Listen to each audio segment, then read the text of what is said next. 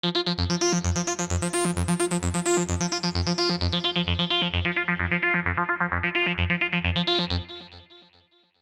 à tous et bienvenue dans cette 17e vidéo de la série Je réalise mon PinCab. Aujourd'hui, c'est l'heure de l'apéro, désolé, santé, santé. Et d'ailleurs, si je cherche des sponsors, Pernod, si tu passes par là, pense à moi. Du coup, donc ce que je disais, 17e vidéo de la série Je réalise mon PinCab. Aujourd'hui, on va s'intéresser au collage de la caisse, l'assemblage de la caisse, ça y est, on va finir enfin cette caisse, enfin finir, non. On va l'assembler et après, on pourra soit la brûler, soit continuer dedans. Donc, on va essayer de réussir l'assemblage de cette caisse, le collage de cette caisse. Et puis, on va faire la pose des pieds, les défonces pour les LED qui vont aller dans les pieds et la pose des hinges. Voilà, c'est pas mal de boulot. C'est une vidéo qui, je sais pas, certainement qui sera entre 15 et 20 minutes, comme d'habitude. J'essaie de garder ce format-là. Donc, voilà, je vous retrouve pour le collage de la caisse. Allez, à tout de suite. Et puis, comme d'habitude, si vous aimez, d'habitude, je le dis à la fin, je le redirai certainement à la fin. Mais si vous aimez cette vidéo, un petit like, abonnez-vous à la chaîne, c'est super cool. Santé, maintenant on va couper des planches, on va assembler des planches et on va coller. Ciao.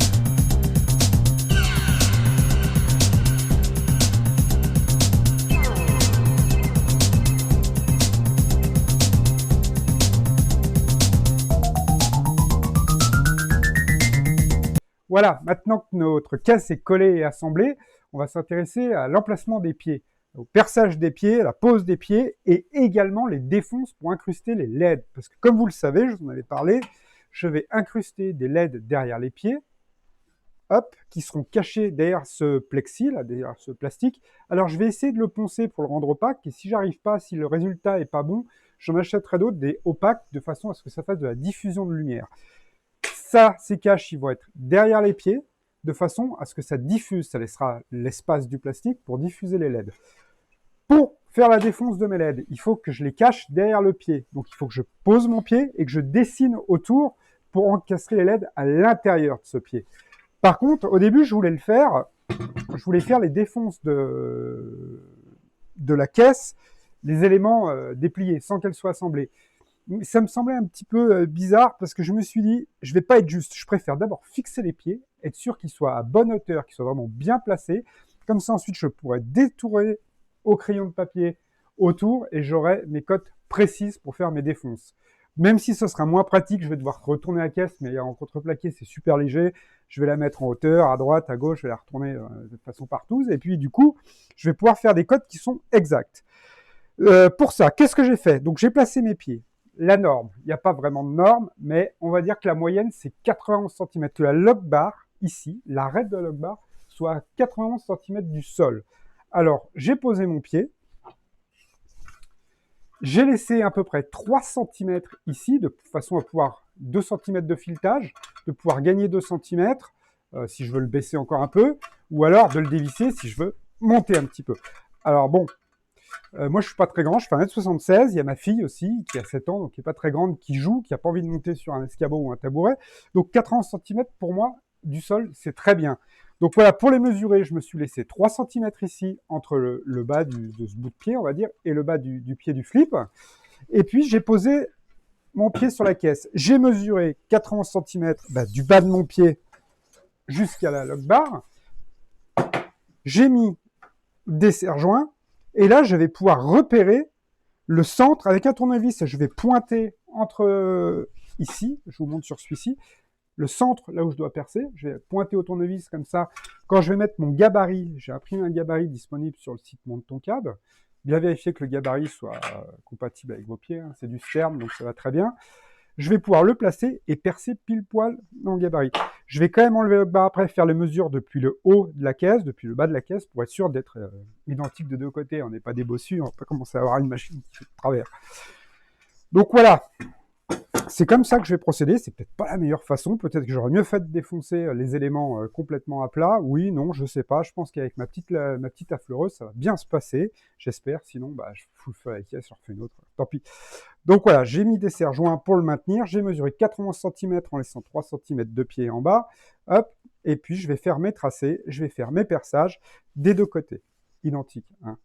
Et puis pour l'arrière, on se retrouve après, parce que ça va être totalement différent, parce que je laisse une petite inclinaison sur le pin cab, comme sur la flipper, ils sont toujours un petit peu inclinés.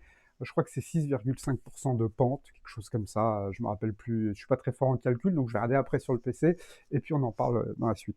Donc là, je vais enlever mes serre-joints, enfin déjà tracer, enlever mes serre-joints, enlever mon pied, mettre mon gabarit et percer. Souhaitez-moi bon courage. Et à tout à l'heure.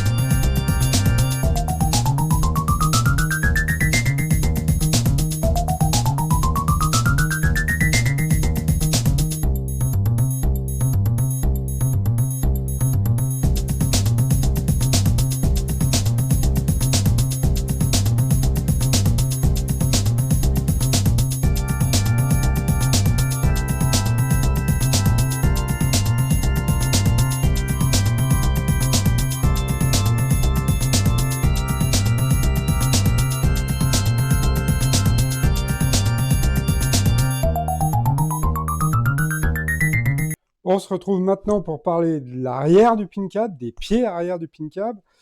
Donc, à l'avant, j'ai calculé la hauteur de la log bar à 91 cm. Attention, encore une fois, ce n'est pas une généralité. L'avantage, c'est que vous pouvez adapter comme vous le souhaitez, si vous êtes grand, petit, etc. Moi, 91 me paraît super bien, confortable. Je peux même descendre à 90, monter à 92, 93. Donc, c'est nickel. À l'arrière, je me suis basé sur l'avant. Vous savez, sur les flippers, ils sont jamais droits, ils sont jamais parallèles au sol. La caisse elle est toujours un petit peu inclinée vers l'avant. C'est pour donner un effet, c'est pour donner un look. C'est joli, c'est plus sympa quand c'est incliné vers l'avant plutôt que tout droit. Donc j'ai fait des recherches. Franchement, j'ai essayé pour vous donner une réponse valable, une info valable. J'ai fait des recherches partout sur les groupes américains, flippers, etc., etc. Ce que j'ai réussi à trouver, parce qu'il y a plein de valeurs différentes, c'est qu'à peu près 5 cm et demi, 6 cm pour 4 pieds de la même taille, donc les pieds avant et arrière aient la même taille. Il faudrait que l'arrière soit relevé pour une caisse qui fait à peu près 130 cm comme celle-ci, relevé environ de 5,5-6 cm. C'est voilà, c'est à peu près ce que j'ai remarqué. J'ai regardé, j'ai mis une planche pour comparer un petit peu, ça semble me convenir. Voilà, je vais partir là-dessus. C'est pas forcément une généralité, c'est juste pour donner un petit peu d'inclinaison.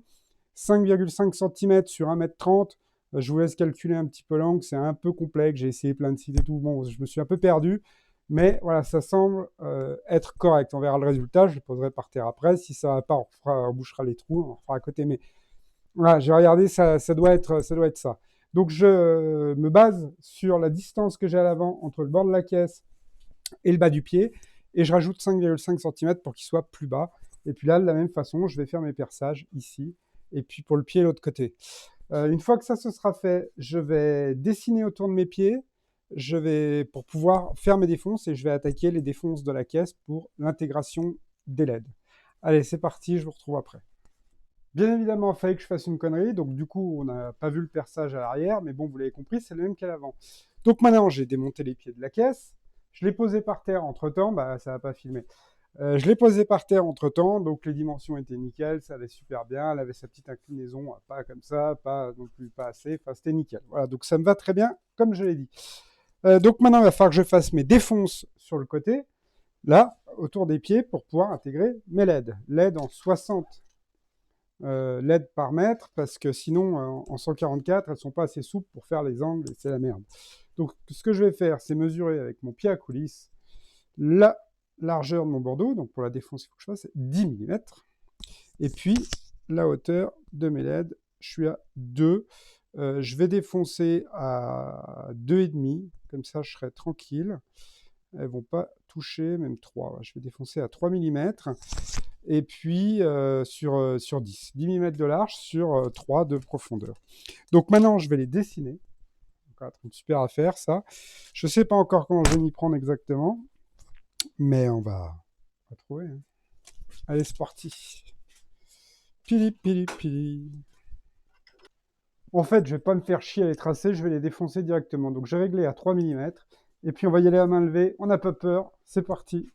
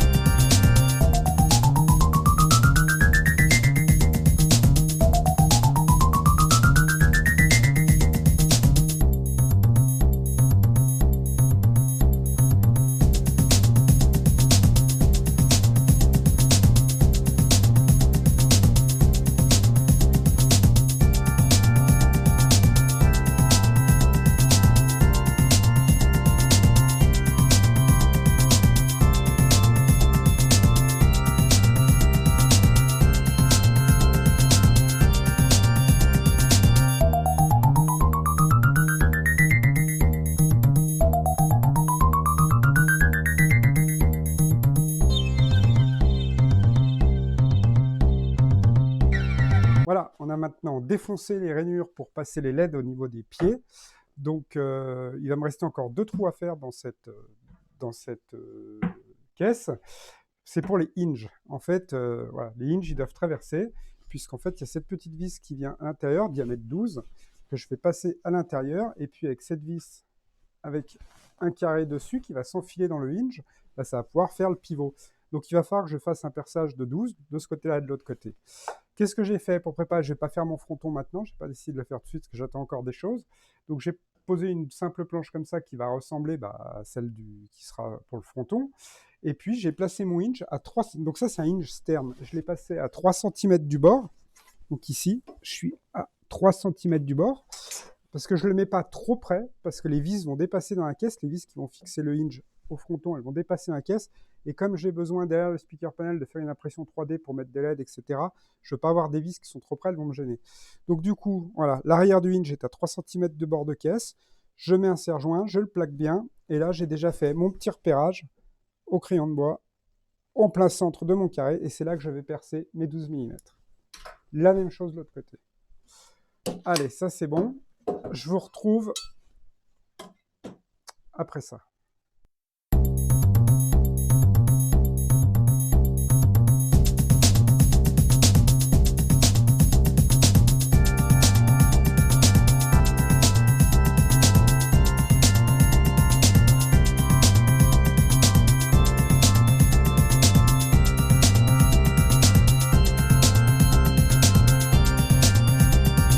Voilà, cette vidéo est maintenant terminée. Aujourd'hui, ce qu'on a vu, c'est l'assemblage de la caisse, le collage de la caisse, les poses des pieds, les défonces pour les LED des pieds et la pose des hinges. Donc maintenant, la caisse est finie. Je vais pouvoir la poncer et la peindre. Voilà, c'est ce qu'on verra dans la prochaine vidéo très très brièvement. Je vais la poncer, la peindre, mais je ne vais pas filmer grand-chose puisque le ponçage, il faut juste que ce soit lisse partout. Et puis la peinture, voilà, juste appliquer de la peinture, après la reponcer de façon à pouvoir coller les vinyles et tout dessus. Et puis on va pouvoir commencer à penser à la remplir, cette caisse. Faire la porte à l'arrière pour le tiroir, faire la planche du tiroir.